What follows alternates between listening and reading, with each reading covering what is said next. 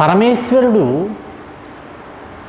అగ్నిలింగంగా మహా తేజోరూపంగా వారి మధ్యలో ఆవిర్భవించాడు. ఏమిటో వాళ్ళకి అర్థం కాలేదు, ఆశ్చర్యపోతూ చూశారు ఏమిటి ఈ రూపమని. అప్పుడు వాళ్ళకు ఒక ఆలోచన వచ్చింది, ఈ లింగం యొక్క ఆది అంతము అంటే మొదలు తుది తెలుసుకోగలిగినట్లయితే వాళ్ళు మన ఇద్దరిలోనూ శ్రేష్ఠులు, గొప్పవారు. అంటే సరే అనుకున్నారు ఇద్దరూ కూడా. ఇదంతా కూడా శివుని యొక్క మాయా విశేషమే, శివమాయ వీరిద్దరి యందు ఆవహించింది. బ్రహ్మదేవుడు తేలిగ్గా ఉంటుందని హంసరూపంలో గాలిలో వెళ్ళి దాని యొక్క అంతమును చూద్దామని ఆయన వెళ్ళారు. విష్ణుమూర్తి ఏమో మొదలు ఎక్కడో కొంచెం దగ్గరగానే ఉండి ఉండవచ్చునని ఆ నీటిలో వరాహ రూపంలో తవ్వుకుంటూ కిందకి వెళ్ళాడు ఆయన. విష్ణుమూర్తి కిందకు వెళ్ళాడు, ఆయనకి ఆది మొదలు కనపడలేదు. కొంచెం విచారపడ్డాడు. యథాస్థానానికి వచ్చి బ్రహ్మదేవుడి కోసం ఎదురు చూస్తూ ఉన్నాడు. బ్రహ్మదేవుడు పైకి వెడుతూ ఉన్నాడు. ఎంత దూరం వెళ్ళినా కూడా దాని యొక్క అంతము కనిపించడం లేదు. ఇంతలో పైనుంచి ఒక పుష్పం వస్తోంది, మొగలి పువ్వు వస్తోంది. కేతకీ పుష్పం అన్నారు దీన్ని. మొగలి పుష్పాన్ని కేతకీ పుష్పం అంటారు, గంధకీ పుష్పం అని కూడా అన్నారు. పైనుంచి వస్తోంది. బ్రహ్మదేవుడు అడిగాడు, నువ్వెక్కడి నుంచి వస్తున్నావు అని అడిగారు. నేను శివుని యొక్క శిరస్సు మీద అలంకరించబడ్డాను, నేను అక్కడి నుంచి వస్తున్నాను. ఎంతకాలం అయిందో, ఎన్నో సహస్ర యుగాల నుంచి వస్తున్నాను నేను. ఆ పరమేశ్వరుని యొక్క అంతాన్ని నేను తెలుసుకోలేకపోయాను. ఎన్ని యోజనాల దూరం ఉందో తెలియదు అని చెప్పింది. అప్పుడు బ్రహ్మదేవుడు అన్నాడు, నాకు ఒక కొంచెం చిత్రమైనటువంటి సమస్య ఒకటి వచ్చింది, నువ్వు నాకు సాక్ష్యం చెప్పాలి అన్నాడు. వివరాలు పెద్దగా చెప్పకుండా. అలాగే అన్నది. ఇద్దరూ కలిసి వచ్చారు. ఆ కేతకీ పుష్పాన్ని కూడా పెట్టుకుని యథాస్థానానికి వస్తే విష్ణువు ఇక్కడే ఉన్నాడు. విష్ణువు విచారంగా, నేను ఈ లింగాకారం యొక్క ఆదిని కనిపెట్టలేకపోయాను ప్రారంభాన్ని. కనుక నీవే ఉత్తముడవి, నీవే సర్వశ్రేష్ఠుడివి, నీ యొక్క ఆధిపత్యాన్ని నేను అంగీకరిస్తున్నాను అన్నాడు. బ్రహ్మదేవుడు, నేను చూశాను, అంతాన్ని చూశాను, లింగాకారం యొక్క అంతాన్ని, ఈ మొగలి పువ్వే సాక్ష్యం అన్నాడు. యథార్థం యథార్థం, సత్యం సత్యం అంది. వెంటనే ఆగ్రహించాడు. పరమేశ్వరుడు ప్రత్యక్షమయ్యాడు. బ్రహ్మ, నువ్వు అసత్యం చెప్పావు కాబట్టి నీ శిరస్సులు ఖండించాలి. బ్రహ్మదేవుడు విష్ణుమూర్తి చేత సృష్టించబడినప్పుడు ఆయనకి 5 ముఖములట, పంచముఖుడు ఆయన. నీ యొక్క శిరస్సులు ఖండిస్తానని ఉద్యుక్తుడయ్యాడు. బ్రహ్మదేవుడు, క్షమించు మహాప్రభో, మహాదేవా, శరణు శరణు, రక్షించు, తప్పైపోయింది, పొరపాటు చేశానన్నాడు. విష్ణువు కూడా స్తుతి చేశాడు, నీ యొక్క అనుగ్రహంతో నేను ఈయన్ని సృష్టి కార్యం నిమిత్తం ఈయన్ని సృష్టించాను, ఈయన సృష్టి చెయ్యాలి బ్రహ్మ, ఆయన్ని నువ్వు అంతం చేస్తే ఎలాగా, అంత కనికరం లేకపోతే సృష్టి కార్యం ఎలా జరుగుతుంది అని అడిగాడు విష్ణుమూర్తి. అప్పుడు శివుడు అన్నాడు, బ్రహ్మదేవుడు నన్ను శరణు కోరాడు, కానీ బ్రహ్మే అసత్యం ఆడితే, ఇంతటి తప్పు పని చేస్తే, అసత్యం ఆడడం అనేది దోషాలన్నిటిలోకి, పాపాలన్నిటిలోకి మహాపాపం అన్నారు. ఈయన చేత సృష్టించబడేవాళ్ళు ఇంక అసత్యవాదులు అవుతారు, ఎవరూ సత్యమే పలకరు లోకాల్లో, ఇతన్ని శిక్షించవలసిందే అని ఆ పైన ఉండేటటువంటి 5వ శిరస్సుని ఎడమ చేతి యొక్క చిటికిన వేలు గోటితోటి త్రుంచి విసిరేశాడన్నారు. అంటే 5 శిరస్సులు ఉన్నటువంటి బ్రహ్మ ఇప్పుడు చతుర్ముఖుడయ్యాడు. 4 శిరస్సులు అయ్యాయి. 4 దిక్కుల్లోకి 4 శిరస్సులు. తూర్పు దిక్కునున్న ముఖంలో నుంచి ఋగ్వేదము, దక్షిణ దిక్కునున్న శిరస్సు నుండి ముఖము నుండి యజుర్వేదము, పశ్చిమ దిక్కునున్న ముఖము నుండి సామవేదము, ఉత్తర దిక్కునున్న ముఖము నుండి అథర్వవేదము ఆవిర్భవించాయట బ్రహ్మ యొక్క ముఖముల నుండి. ఈ శిరస్సు పడినటువంటి ప్రదేశమే బద్రీనాథ్ దగ్గర ఉన్నది. దాన్ని ఆ బద్రీనాథ్ దగ్గర ఉన్నటువంటి ప్రదేశంలో పడ్డదట. అది మోక్షం ఇస్తుందంటారు. వెళ్ళి దర్శనం చేసుకున్నట్లయితే అక్కడ పితృదేవతలకి తర్పణాలు ఇస్తారు. ఈ విధంగా పరమేశ్వరుడు బ్రహ్మదేవుణ్ణి శిక్షించిన తరువాత కేతకీ పుష్పాన్ని కూడా శపించాడట. నీవు నా పూజకు పనికిరావు అన్నాడు. నువ్వెప్పుడూ ముడుచుకునే ఉంటావన్నాడు. విచ్చుకోదు మొగలి పుష్పం. ఎప్పుడైతే అలా శపించాడో మొగలి పుష్పం కూడా ప్రార్థించింది, నాకు యథార్థం తెలియదు, బ్రహ్మదేవుడు సాక్ష్యం చెప్పమన్నాడు, సాక్ష్యం చెప్పాను నేను, అంతకంటే నేను ఏమీ ఎరగనని చెప్పింది. సరే అయితే నీవు నా పూజకు పనికిరావు కానీ నా శిరస్సును అలంకరిస్తాను, నేను అలంకరించబడతావు నువ్వని కొంచెం వరం ఇచ్చాడు. ఆ విధంగా ఇతర పుష్పాల్లాక నీకు వికసనం ఉండదన్నాడు. అయితే నా భక్తులంతా కూడా నిన్ను ప్రీతితో ధరిస్తారు మొగలి పుష్పాన్ని. నిన్ను మించినటువంటి ఆరోగ్యప్రదమైనటువంటి పుష్పం ఈ లోకంలో ఉండదు. భూలోకంలో ఇంకేదీ ఉండదు ఆరోగ్యప్రదమైనది. అయితే ఒక వరం నీకు ఛత్ర రూపంలో ఎప్పుడూ నా శిరస్సు మీద ఉంటావని వరమిచ్చాడు. ఆ విధంగా పరమేశ్వరుడు కేతకీ పుష్పాన్ని అనుగ్రహించాడు. బ్రహ్మని విష్ణుమూర్తిని మీ యొక్క సృష్టి కార్యక్రమాలు చేయండి, ఇక్కడ నేను లింగాకారముగా ఆవిర్భవించాను నేను అన్నాడు. కానీ ఈ రూపంలో ఉన్నటువంటి ఇంత పెద్దదైనటువంటి ఆద్యంతములు తెలియనటువంటి ఈ రూపంలో ఉన్నటువంటి నిన్ను చూడడానికే మాకు శక్తి సరిపోవడం లేదు. కాబట్టి నీ యొక్క రూపాన్ని తగ్గించుకుని సూక్ష్మ రూపంలోనికి వచ్చి మాకు నీవు ఇక్కడ ఆవిర్భవించవలసింది అని కోరితే లింగాకారంలో సృష్టిలో మొట్టమొదటి లింగం ఈ లింగం. ఏ రోజునైతే పరమేశ్వరుడు లింగాకారంలో ఆవిర్భవించాడో ఆ రోజు ఫాల్గుణ బహుళ చతుర్దశి, శివరాత్రి అంటాం మనం, బహుళ చతుర్దశి. ఈ చతుర్దశి రోజున ఎవరైతే పరమేశ్వరుడిని ప్రీతితో పూజిస్తారో వాళ్ళకి మోక్షమేనన్నారు. ఆ లింగం ఆవిర్భవించిన ప్రదేశమే అరుణాచలం అన్నారు. ఆ పరమేశ్వరుణ్ణి అరుణాచలేశ్వరుడు అన్నారు.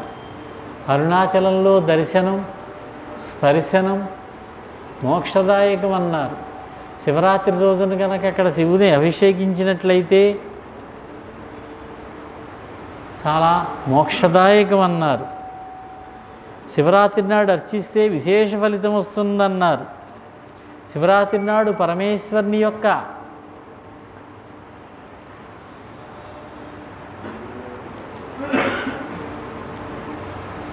రూపాన్ని మనం స్మరించి పూజించినట్లయితే చాలా మంచిదని చెప్పారు.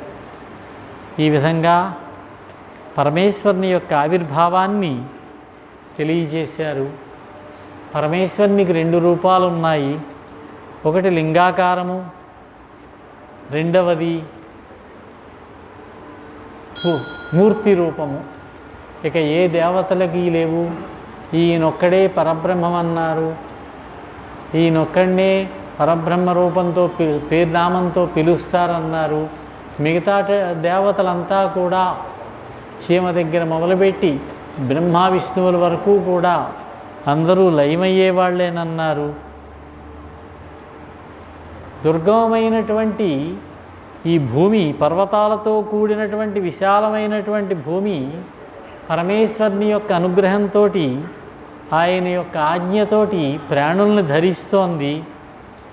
లోకానుగ్రహం కోసం ఆయన ఆయా స్థలాల్లో కొన్ని పుణ్యక్షేత్రాలను నెలకొల్పాడు.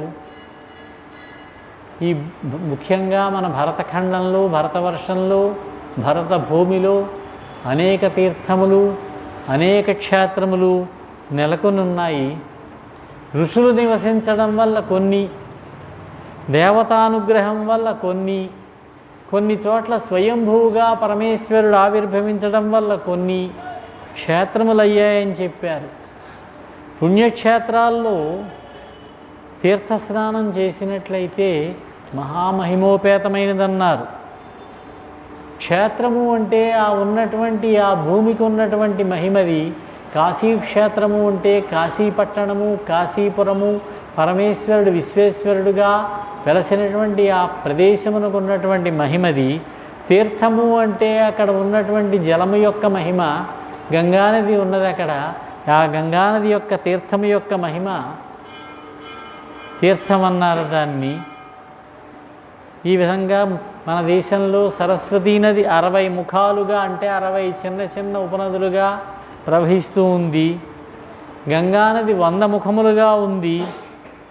ఈ గంగానది ప్రవహించే ప్రదేశంలోనే ప్రయాగం ఉన్నది, గంగా యమున సంగమంలో కాశీ ఉన్నది, ఇంకా ఇతర పుణ్య ప్రదేశాలు కూడా ఉన్నాయి, తీర్థ క్షేత్రములు. సూర్యుడు మృగశిర రాశిలో ఉండగా కాశీ నివాసం చేస్తే చాలా మంచిదన్నారు.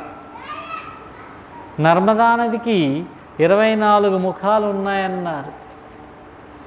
తమసా నదికి 12 ముఖాలు ఉన్నాయన్నారు. రేవా నదికి 10 ముఖాలు ఉన్నాయన్నారు. గోదావరి నదికి 21, కృష్ణవేణికి 18, తుంగభద్రకి 10. ఈ విధంగా ఉపనదులనండి, వాటి యొక్క చిన్న చిన్న కాలువలనండి, ధారలనండి, ఇవన్నీ కూడా ఉన్నాయని చెప్పారు.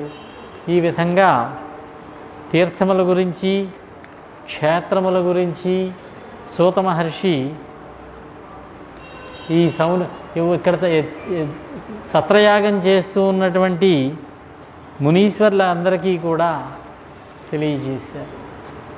ఇక గుణనిధి యొక్క కథ చెప్పారు. గుణనిధి ఏ విధంగా కుబేరుడయ్యాడో ఆ వృత్తాంతాన్ని తెలియజేశారు. ఒక కథ ప్రకారం సతీదేవి దక్ష ప్రజాపతి యొక్క కుమార్తె. ఆ కుమార్తెని ఇవ్వనన్నాడట, వివాహం చేయడానికి ఇవ్వనన్నాడట. ఆయన శ్మశానంలో ఉంటాడు, భస్మం రాసుకుంటాడు, కపాలములు ధరిస్తాడు. ఇటువంటి పరమేశ్వరుడికి నేను నా కుమార్తెనిచ్చి వివాహం చేయడమా? ఈవిడ అష్టైశ్వర్యములతోటి పెరిగింది అని చెప్పి దక్షుడు బ్రహ్మదేవుడితోటి చెబితే, బ్రహ్మదేవుడు కొంచెం నొచ్చుకుని, నాయన పరమేశ్వర తత్వాన్ని నువ్వు ఎరగవయ్యా, పరమేశ్వరుడి యొక్క వృత్తాంతం నీకు చెబుతాను వినవలసింది, ఆయన యొక్క మహిమను వినవలసింది. ఒక సామాన్యుడైనటువంటి బ్రాహ్మణ కుమారుడికి, బ్రాహ్మణ బాలుడికి అనేక దుర్వ్యసనములకు లోనైనటువంటి వాడికి అతడు ఉత్తమగతులను ఇచ్చాడయ్యా. ఆ వృత్తాంతాన్ని చెబుతాను, శివుని యొక్క ప్రభావం తెలుస్తుంది నీకు. కాంపిల్య నగరం అని ఒక నగరం ఉన్నది. ఆ నగరంలో యజ్ఞదత్తుడు అని ఒక సోమయాజి గారు ఉన్నారు. యజ్ఞ యాగాదులు చేసినటువంటి వాడైన వేదాంగ పండితుడు, మహారాజు గారి దగ్గర ఆస్థానంలో ఉన్నటువంటి వాడు, రాజగౌరవాన్ని పొందుతూ ఉన్నటువంటి వాడు. ఆయన యొక్క భార్య సోమిదేవి. వారికి సంతానం కలగలేదు చాలా కాలం. సంతానం కోసం వారు అనేక వ్రతములు, జపములు, తపములు చేశారు. పరమేశ్వరుని అనుగ్రహం వల్ల వారికి ఒక కుమారుడు కలిగాడు. ఆ అబ్బాయికి గుణనిధి అని పేరు పెట్టారు. గుణములకు నిధి, ఆ పేరులోనే ఉంది మంచి గుణములు కలవాడు అని. 5వ సంవత్సరం రాగానే అక్షరాభ్యాసం, ఉపనయనం జరిపించారు. వేదం నేర్చుకుందుకు నియమించాడు ఆయన. అయితే ఈ కుర్రవాడు గారంగా పెరిగాడు. ఒక్కడే కుర్రవాడు అవ్వడంతో తల్లి యొక్క గారం. తండ్రి వేదం నేర్చుకోవడానికి అతన్ని గురువుల దగ్గర నియమిస్తే వేదం నేర్చుకోకుండా ఆ వంకన పెడుతూ దుర్వ్యసనాలకు అలవాటు పడ్డాడు. దుర్జనులతో స్నేహం చేశాడు. చెడ్డదారిలో వెళ్ళాడు. ద్యోతము, మద్యపానము, స్త్రీలోలత్వము, ఇంకా ఒకటేమిటి మొత్తం అన్నీ వచ్చాయి పాపం. తల్లి కొంచెం మందలిస్తూ ఉండేది అప్పుడప్పుడు, నాయన మీ నాన్నగారు చాలా గొప్ప పండితుడు, మీ తాత ముత్తాతలంతా కూడా వేదాంగవేత్తలు, మనంతా పండిత వంశం మనది, నువ్వు కూడా వారి మార్గంలో వెళ్ళాలి, చెడుదారిలో వెళ్ళకు నాయనా అని చెబుతూ ఉండేది. తండ్రి దగ్గర మాత్రం కుర్రవాడి యొక్క ఈ దుర్వ్యసనాలని చెప్పేది కాదు. ఆయన పాపం రాజుగారి ఆస్థానంలో ఉన్నాడు. ఎప్పుడూ ఆయన కార్యక్రమాల్లో ఆయన హడావుడిగా ఉండేవారు. ఎప్పుడైనా కుర్రవాడు ఏడి ఇంట్లో కనిపించడం లేదు అంటే ఇప్పటి వరకు చదువుకుని ఇప్పుడే బయటికి వెళ్ళాడు, స్నేహితులు వస్తేనను, వేదం నేర్చుకుందుకు వెళ్ళాడను ఏదో చెబుతూ ఉండేది. ఆ కుర్రవాడిని వెనకేసుకొచ్చేది ఆ తల్లి సోమిదేవమ్మ గారు. కుర్రవాడు యువకుడు అయ్యాడు. చాలా అందగాడు, మన్మధుడిలా ఉండేవాడు. ఆ కుర్రవాడికి వివాహం చేశారు ఒక చక్కటి అమ్మాయిని చూసి. వివాహం అయితే ఏమైనా మారతాడేమో అనుకుంటే అక్కడ కూడా మారలేదు. దుర్వ్యసనాలకు అలాగే ఉన్నాడు. మహారాజు గారు తన తండ్రికి మెచ్చి ఇచ్చినటువంటి రత్నాంగుళీయకం ఉంటే దాన్ని పట్టుకెళ్ళి తనఖా పెట్టి ధనం తెచ్చి జోదంలో పెట్టాడు. తల్లి యొక్క పట్టు చీరలు, తండ్రి యొక్క పట్టు పంచెలు, వీటన్నిటిని కూడా పెట్టేశాడు. ఇంట్లో ఉన్నటువంటి బంగారపు పాత్రలు, ఆభరణములు మొత్తం పట్టుకుపోయేవాడు. అడిగితే తల్లి ఇచ్చేది, అడగకుండా దొంగతనంగా కూడా పట్టుకెళ్ళేవాడు. అది కూడా అలవాటైంది ఆ కుర్రవాడికి. ఒకరోజున ఆయన రాజాస్థానం నుంచి ఇంటికి వస్తూ ఉంటే ఈ రత్నాంగుళీయకం ధరించినటువంటి ఒక వ్యక్తి కనిపించాడు. అతన్ని నిలదీశాడు. నీకు ఎక్కడి నుంచి వచ్చింది, ఎక్కడి నుంచి వచ్చింది నీకు ఈ అంగుళీయకం ఉంగరం అని అడిగారు. అతను నిజం చెప్పాడు. నీ కుమారుడు వ్యసనపరుడు, జోదంలో అతన్ని మించిన వారు లేరు, అతడే నాకు ఇచ్చాడు, ఇది నా దగ్గర కుదువు పెట్టాడు. మీరు మీ కుమారుడు గురించి తెలుసుకోకపోవడం చాలా విచారకరం, ఆశ్చర్యంగా ఉంది అన్నాడు. పాపం తల వంచుకుని ఇంటికి వచ్చాడు. ఒక్కసారిగా భార్య మీద ఉగ్రుడయ్యాడు. నేను నీకు ఇచ్చి పెట్టిలో దాచమన్నటువంటి ఆ రత్నాంగుళీయకం తీసుకురా అన్నాడు. ఒక్కసారి కంగారు పడింది ఆవిడ. అయినా సముదాయించుకుని, ఎండ మండిపోతోంది, మిట్ట మధ్యాహ్నం అయింది, స్నానం చేయండి, భోజనం చేయండి, విశ్రాంతి తీసుకోండి, ఎక్కడో భద్రంగా దాచాను పెట్టిలో, వెతికి తీస్తాను అంది. దుర్మార్గురాలా, ఈ విధంగా అసత్యాలు చెప్పే నువ్వు నన్ను ఇంతకాలం కూడా ఏమరపాటుకు గురి చేశావు. మన ఇంట్లో ఉన్న వస్తువులన్నీ కూడా నా పట్టుపంచి ఎవరు కట్టుకుంటున్నాడో, నీ యొక్క పట్టుచీర మహారాణి గారు నీకు మెచ్చి ఇచ్చినటువంటి పట్టుచీర తీసుకురా అన్నాడు అని చెప్పి భార్యను కోపించి విడిచిపెట్టేశాడు. పాపం ఆయన బయటికి పంపించేశాడు. ఈ విషయం తెలిసింది గుణనిధికి. ఇంటికేం వస్తాడు, నెమ్మదిగా అటు ఇటు తిరుగుతూ ఆ ఊరు విడిచిపెట్టి బయటికి వెళ్ళాడు. భోజనం లేదు, మంచినీళ్ళు కూడా లేవు, నడుస్తున్నాడు. ఇంటి దగ్గర రోజులు గుర్తుకు వస్తున్నాయి. అమ్మ బతిమాలి కొసరి భోజనం పెడుతూ ఉండేది పాపం, పంచభక్ష్య పరమాన్నాలతోటి. చాలా బాధపడ్డాడు. పోనీ ఏదైనా వృత్తి చేసుకుందామా అంటే చదువుకున్నదేమీ లేదు, అక్షరము రానివాడాయే, ఒక్క మంత్రము రానివాడు. ఏం చేయాలి? ఒక గ్రామానికి చేరాడు. అక్కడ ఒక శివాలయం ఉంటే ఆ శివాలయంలో కూర్చున్నాడు. సాయం సమయం, ఆకలి, అలసట, నడిచి నడిచి ఉన్నాడు. నిద్ర పట్టింది, లేచేసరికి తెల్లవారింది. ఆ రోజు శివరాత్రి. భక్తులంతా వస్తున్నారు, పూజలు చేస్తూ ఉన్నారు, ప్రసాదాలు చేసి తీసుకొస్తూ ఉన్నారు. రోజంతా కూడా భజన చేస్తున్నారు. చూశాడు ఈ అబ్బాయి గుణనిధి, ప్రసాదాలు ఉన్నాయి, తర్వాత ప్రసాద వితరణలో ఏమైనా పెడతారేమోనని ఆశ. వారు ఒక నియమం పెట్టుకున్నారు, రాత్రంతా జాగరణ చేసి ఆ తర్వాత ప్రసాదం తిందామని. ప్రసాదాలన్నీ ఒక చోట చేశారు, భజన చేశారు. ఆ గర్భగుడి వెలుపలే కూర్చున్నాడు. వారితో పాటు ఇతను కూడా భజన చేశాడు. వారు శివనామం జపిస్తూ ఉంటే ఇతను కూడా శివనామం జపిస్తున్నాడు. అలా కూర్చుని ఉన్నాడు. తెల్లవారుతున్నది, 3వ జాముకు వచ్చింది. ప్రసాదం నైవేద్యం పెట్టారు. ఇక అందరూ నిద్రలోకి తూలారు, మనం జాగరణ సంపూర్ణంగా చేశామనేటటువంటి ఆనందంలో. 4వ జాము నడుస్తూ ఉండగా నెమ్మదిగా అడుగులో అడుగు వేసుకుంటూ ఆ గర్భగుడిలోకి ప్రవేశించాడు. కాస్త ప్రసాదం తిందామని కొద్దిగా తిన్నాడు. అక్కడ దీపం కొండెక్కేలా ఉంది, కొంచెం వెలుతురు తక్కువగా ఉంది. తన యొక్క పైపంచని చింపాడు, వస్త్రాన్ని తీసుకున్నాడు, నూనెలో తడిపాడు, దీపం వెలిగించాడు. తెలియకనే అన్ని పుణ్యకార్యాలే చేశాడు. అలా చేసి నెమ్మదిగా కొంత ప్రసాదం తిని కొంత ప్రసాదం తీసుకుని మళ్ళీ వెనక్కి వస్తూ ఉంటే ఆ దీపం యొక్క వెలుగులో పొరపాటున ఒక భక్తుడు నిద్రించారు. వాళ్ళు నిద్రిస్తూ ఉన్న భక్తుడు కాలు తొక్కాడు. అతను లేచి దొంగ దొంగ అని అరిచాడు. అంతా లేచారు, కూడా వచ్చారు, కొడుతున్నారు. ఆ తూలి పడ్డంలో నంది విగ్రహం మీద పడ్డాడు, మరణించాడు. పాపం తల పగిలి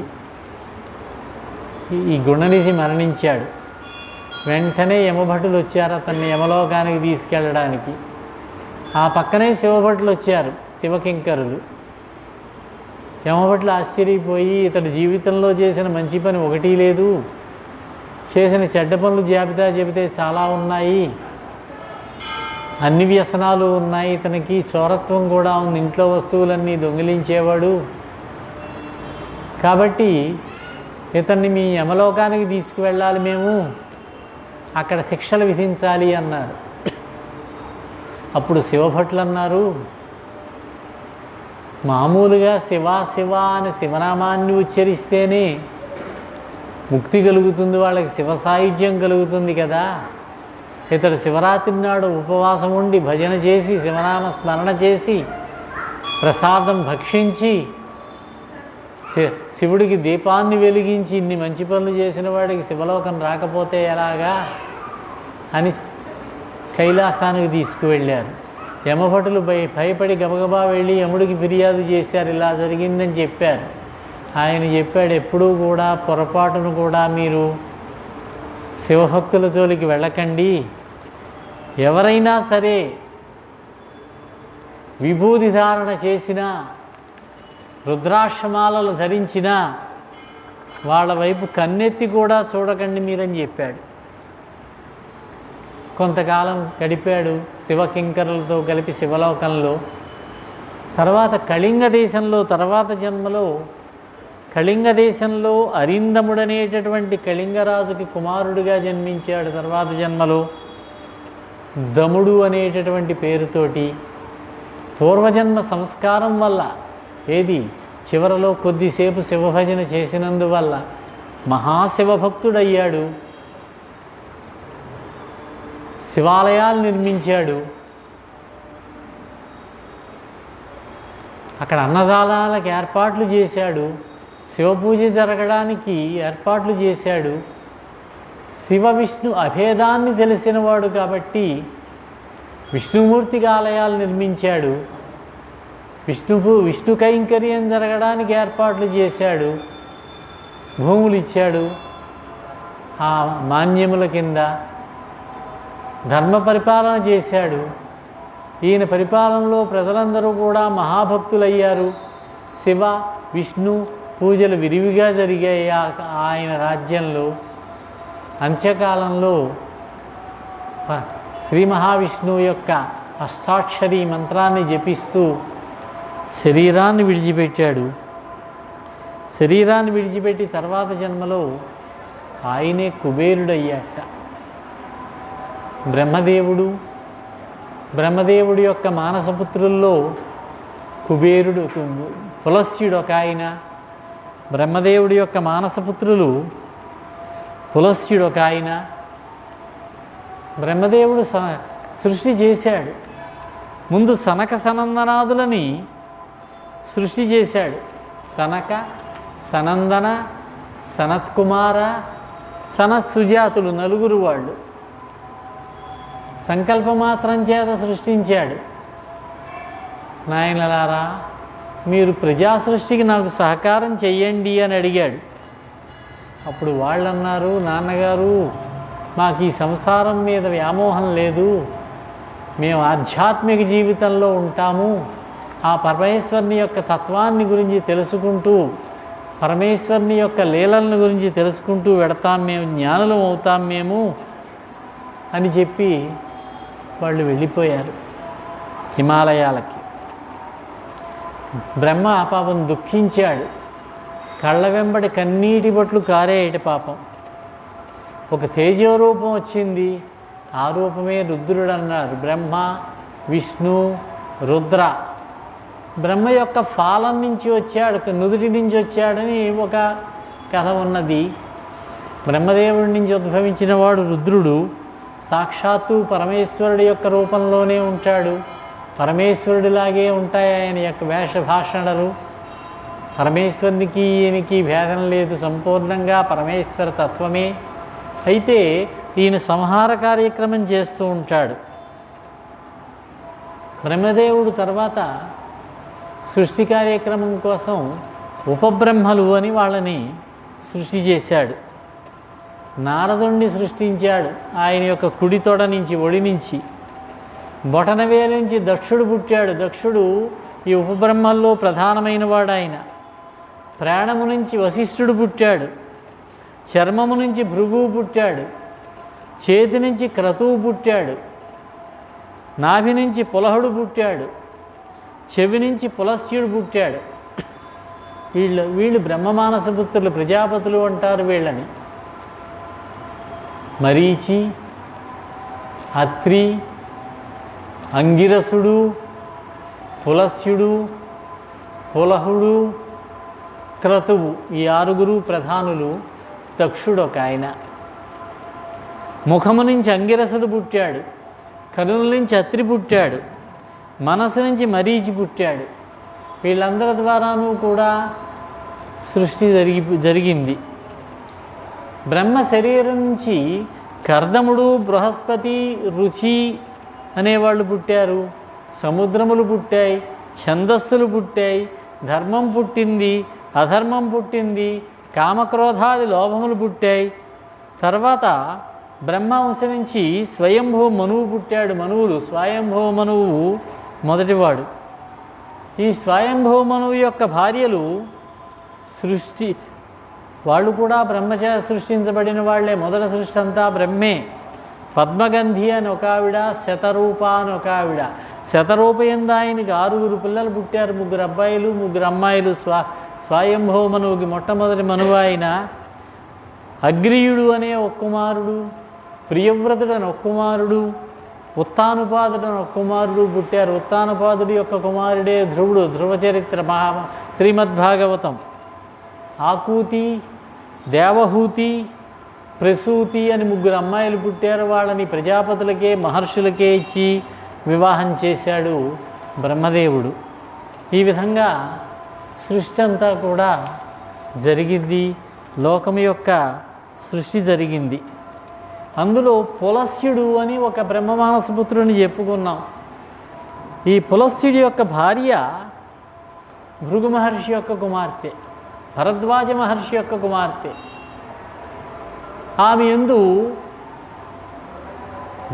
వైశ్రవుడు అని పుట్టారు. ఈ భృగు మహర్షి యొక్క పులస్త్రీ యొక్క కుమారుడి పేరు విశ్రవసువు. విశ్రవసువు యొక్క భార్య భరద్వాజ మహర్షి యొక్క కుమార్తె. వారికి పుట్టినవాడే వైశ్రవుడు.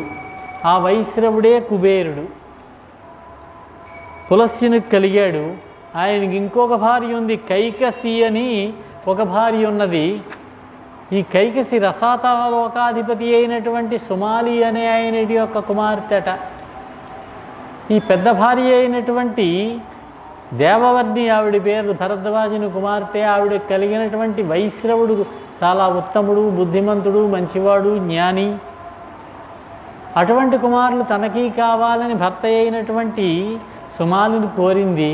కానీ అది సాయంకాలం అవడంతో ఆ సమయంలో వారు కలవడం వల్ల 2 కొడుకులు పుట్టారు, రావణాసురుడు, కుంభకర్ణుడు, రాక్షసాంశతోటి. తన తప్పును తెలుసుకున్నది. మళ్ళీ తిరిగి సరి అయిన సమయంలో తన భర్తను ప్రార్థిస్తే విష్ణుభక్తుడైనటువంటి విభీషణుడు జన్మించాడు. ఈ కుబేరుడికి లంకానగరాన్ని ఇచ్చాడు. ఈ కుబేరుడే ఇందాక మనం చెప్పుకున్నటువంటి గుణనిధి. కుబేరుడిగా జన్మించాడు, తపస్సు చేశాడు. ఈ కుబేరుడికి లంకానగరాన్ని నిర్మించిచ్చాడు పరమేశ్వరుడు. రావణుడు కూడా శివభక్తుడే. పరమేశ్వరుడు కోసం అఖండమైన తపస్సు చేశాడు. ఆయన ఆత్మలింగాన్ని కూడా పొందాడు. కుబేరుడికి ఇచ్చినటువంటి లంకానగరంలో అశేషమైనటువంటి సంపదలు ఉన్నాయి.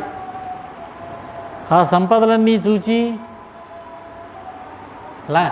రావణుడికి అసూయ కలిగి లంకానగరాన్ని ఆక్రమించుకున్నాడు. అతన్ని బయటికి పంపించేశాడు. అతడు వెంటనే కాశీ పట్టణానికి చేరాడు. పరమేశ్వరుడు కోసం తపస్సు చేశాడు. శివపంచాక్షరీ నామాన్ని జపిస్తూ పరమేశ్వరుడు ప్రత్యక్షమయ్యాడు. ఏం కోరిక అన్నాడు. నా యొక్క లంకానగరాన్ని రావణుడు ఆక్రమించుకున్నాడని దుఃఖించాడు. ఆ విషయం నాకు తెలుసు. విశ్రవసుడు కుమారుడు కనుక వైశ్రవస. అతడు కూడా నా ప్రియభక్తుడే రావణుడు, కాబట్టి నేను ఉపేక్షించాను. అంతకంటే గొప్పదైనటువంటి అలకానగరం అనేటటువంటి నగరాన్ని నిర్మించి నీకు ఇస్తాను. సమస్త సంపదలకు నేను అధిపతిని చేస్తాను. ఈ రోజు నుంచి కుబేరుడు అనేటటువంటి పేరుతోటి నువ్వు విఖ్యాతుడు అవుతావు. గుహ్యకులకు, యక్షులకు, కిన్నర కింపురుషాది జాతులకు నువ్వు ప్రభువు అవుతావు. అన్ని లోకాల్లోనూ కూడా కీర్తిని పొందుతావు నువ్వు అని గుణనిధి కొద్దిసేపు పరమేశ్వరుణ్ణి స్మరించిన కారణంగా ఇంత ఉన్నతమైనటువంటి పదవినిచ్చాడు. అంతేకాదు, కుబేరా, నేను నీతో స్నేహం చేస్తాను. నీకు దగ్గరలోనే ఉన్నటువంటి కైలాస పర్వతం మీద నేను నా భార్య అయినటువంటి జగన్మాతతో కలిసి నివాసం ఉంటానని చెప్పి అక్కడికి వచ్చి అక్కడ నివాసం ఉన్నట్ట పరమేశ్వరుడు బయలుదేరాడు. కైలాసంలో ప్రమథగణములన్నీ బయలుదేరాయి. బ్రహ్మ, విష్ణు మొదలైన దేవతలు, ఇంద్రాది దేవతలు కూడా వచ్చారు. చాలా వైభవోపేతంగా కైలాసపురికి చేరారు. అక్కడికి దగ్గరలోనే ఉన్నటువంటి కుబేరుడు వచ్చి స్వాగతం పలికాడు. ప్రభు, ఏమిటి ఆజ్ఞ అన్నాడు. కుబేరా, ఇక్కడ నాకు నా యొక్క ప్రమథగణములకి కూడా ఉండడానికి చక్కటి భవనములు నిర్మాణం చేయమంటే విశ్వకర్మని పిలిచి కుబేరుడు అక్కడ భవనములు నిర్మాణం చేశాడు. కైలాస పర్వతం మీద మకాం పెట్టుకున్నాడు. కుబేరుడికి దగ్గరలో పరమేశ్వరుడు చేత కుబేరుడు మిత్రుడు శివుడు, శివుడి యొక్క మిత్రుడు కుబేరుడు. ఈ గుణనిధే పరమేశ్వరుని యొక్క ముఖ్య భక్తుడైనటువంటి కుబేరుడయ్యాడు. ఇంకొక విషయం కూడా చెప్తారు శివపురాణంలోని. కుబేరుడు తపస్సు చేస్తూ ఉంటే పరమేశ్వరుడు అమ్మవారితో కలిసి ప్రత్యక్షమయ్యాట.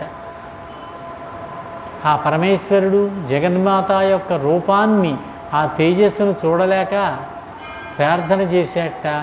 అప్పుడు అతనికి శక్తిని ప్రసాదించారు. అప్పుడు పరమేశ్వరుణ్ణి చూశాడు. శ్వేత ధవళ వర్ణంతో ఉన్న పరమేశ్వరుణ్ణి, అమ్మవారిని చూచాడు. అమ్మవారి యందు కొంచెం ఆ అందాన్ని చూచి కొంచెం చిత్త వికారాన్ని పొందాట. ఎప్పుడైతే చిత్తభ్రమ కలిగిందో అతని యొక్క ఒక కన్ను పగిలిపోయిందిట, గాజు కన్నులా తయారైందని చేత ఒకటే కన్ను అంటారు కుబేరుడికి. నాథా, ఏమిటి ఇతను ఇంత వికారంగా చూస్తున్నాడు? ఇతను మీ భక్తుడయ్యుండి కూడా, మీ అనుగ్రహాన్ని పొంది కూడా ఇటువంటి భావన ఉన్నదేమిటి, ఇంత తపస్సు చేసినా కూడా అని అడిగితే పరమేశ్వరుడు చెప్పాట, దేవి ఇతడు మన కుమారుడు, మాతృభావనతో చూస్తున్నాడు, నీవు అతన్ని అనుగ్రహించవలసింది. నీ అనుగ్రహం కలిగితే అతడు ఉత్తమ స్థితికి పొందుతాడు అని కుబేర స్థితికి తీసుకొని వచ్చాట. ఇక రుద్రాక్షల యొక్క మహిమను కూడా చెప్పారు, ఈ శివపురాణంలో చెప్పారు.